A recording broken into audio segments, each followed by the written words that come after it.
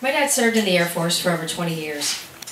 He was part of a crew flying to Iceland through an exceptionally rough snowstorm. They got through the storm, but during the landing, the plane careened along the runway before it finally stopped. Everyone on board knew they were goddamn lucky to be alive. After they were debriefed, they headed to the nearest bar.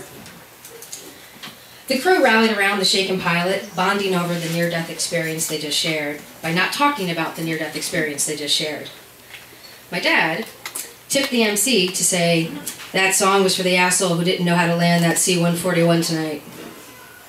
One crew member told my dad, "Harrison, you must chew glass to get so mean." If he did chew glass, it was because life served it to him. It was the only recipe he knew, so he served it to our family too. When my dad was 15, he ran away from home, bruised and bloodied from his latest abusive stepfather, and straight to the recruiter's office. He had to forge his birth certificate to enlist. After boot camp, my dad was assigned to work a detail near the ammunition stores. There was a misfire in the warehouse that exploded the building, killing 20 people. My dad was the only one to survive the catastrophe. When the medics arrived, he was ordered to help clear the bodies. He followed orders. He met my mother shortly after the accident. They married right away, and my brother arrived 7 months later. My two sisters arrived soon after my brother, Irish twins, 10 months apart. My parents were 21 with a family of 5. He was a firm disciplinarian with the girls. My brother Charlie bore the brunt of my dad's anger. He beat the shit out of my brother. Any bad day, any overcooked dinner, all the opportunities my dad thought he was missing out on were Charlie's fault. My mom never stopped my dad, but had ice packs ready in the freezer. My dad applied the military structure to our home and created his own rule book with tiered subsections of statutes and of appropriate and correct behavior, all drafted, reviewed, and ratified exclusively by him. Publication and circulation of the rule book was limited to the perimeter of wherever he was standing. This limited distribution channel meant even when we thought we were behaving ourselves, suddenly he would yell, "What are you, simple?" One major violation was to question his authority or expertise, or just to challenge him in any way.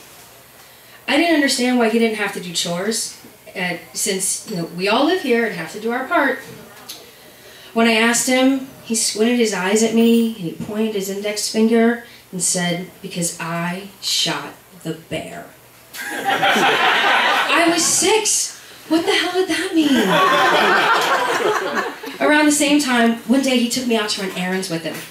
On our way home, he took me to the bar. I ordered a Shirley Temple and couldn't believe I was actually at the Lakeview Inn, the bar he went to every day after work. I was a chatty kid and eagerly talked to the bartender. I told him how we went shopping at the mall and looked at new cars.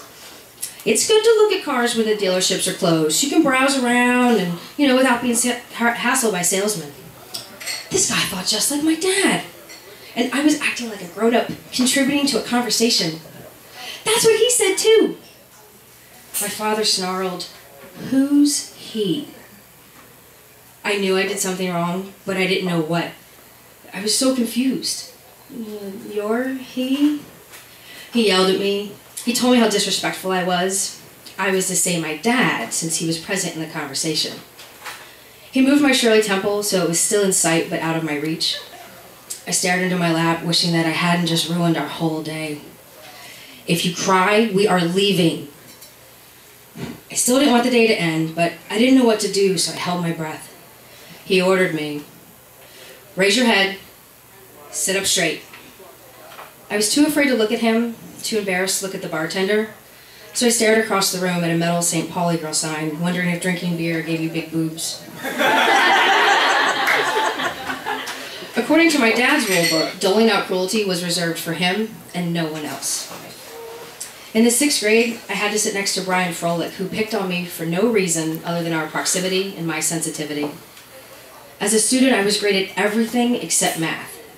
Dividing fractions was so hard.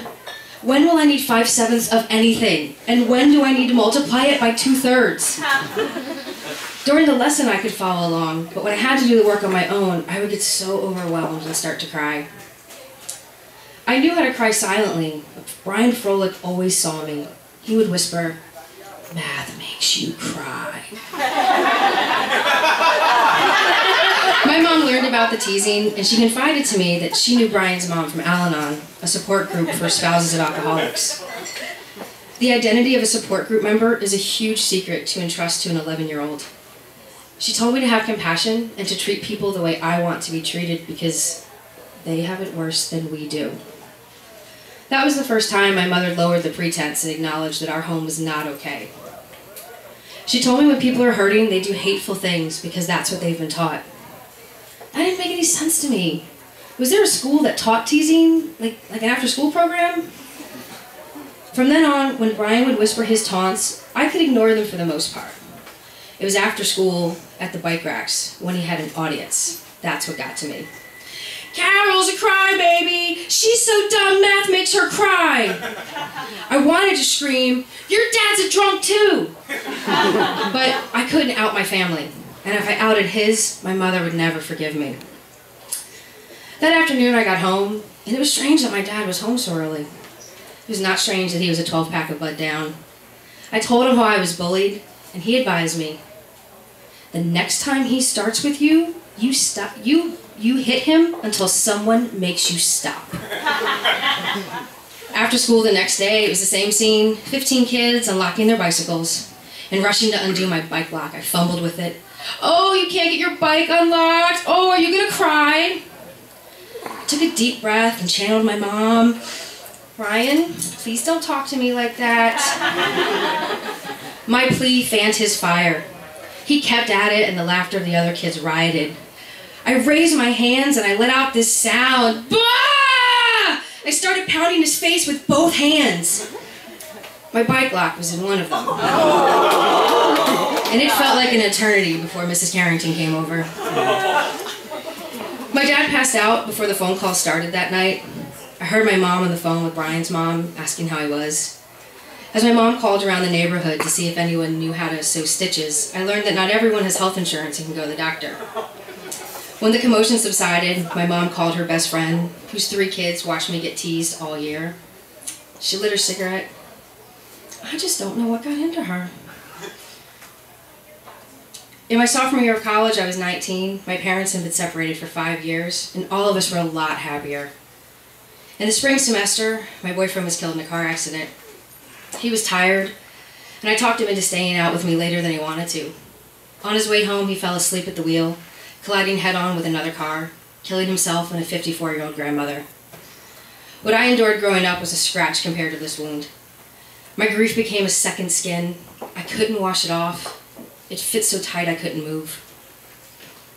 3 months after the accident, I still wasn't eating. My mom came home with groceries and presented me her offerings of food. I got some bananas, and peaches were on sale, and tomato soup. I have never liked tomato soup. I still don't. And I cannot believe that she would even for a second think that I would want that. "Mom, are you simple?" She could have hurled that can at my head, but she placed it on the counter like a porcelain collectible. She gave me a huge hug. When I stopped crying, still clinging to her, she slapped me on the back of my head and said, "You say that to me again, you can go live with your father." Carol Harrison.